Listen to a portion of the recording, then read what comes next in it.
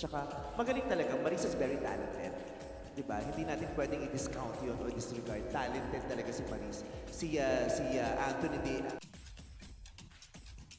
Vice Ganda, may sinabi tungkol kina Maris at Anthony sa media conference ng The Breadwinner. Mainit ang naging usapan sa media conference ng pelikulang The Breadwinner nang mabanggit ang absence ni Maris Racal at Anthony Jennings na parehong hindi nakadalo dahil sa kasalukuyang kontrobersya. Sa kabila nito, hindi napigilan ni Vice Ganda na bigyang pugay ang talento ng dalawa, sinasabing, "Hindi natin ma-deny, magaling talaga si Maris at si Anthony sa pag-arte.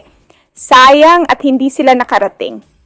Ang pahayag na ito ni Vice ay tila nagpakalma sa tension sa media conference, ngunit hindi napigilan ng mga press at netizens na mag-focus sa dahilan ng kanilang pagliban, ang di umano'y cheating issue na kinasasangkutan ni Maris at Anthony ang usap-usapan ngayon sa social media.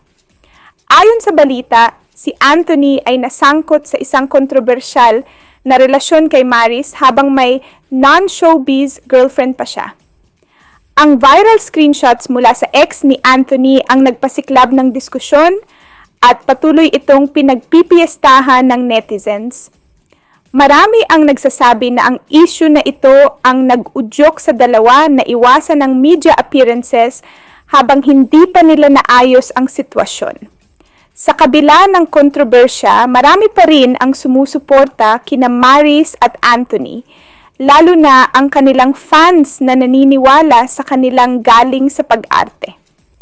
May ilan din ang nagsasabi na dapat mag-focus ang dalawa sa kanilang career at hayaan na lamang ang panahon ang magpaliwanag ng totoong nangyari.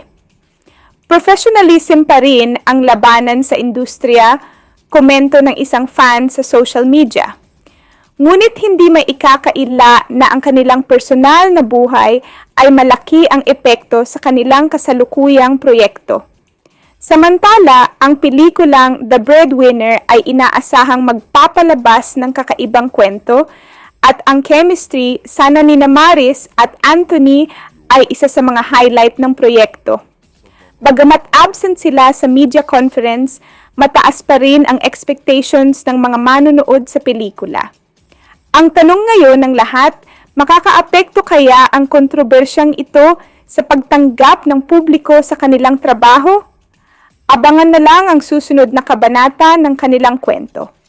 Mag-like, comment at subscribe ka na for more videos.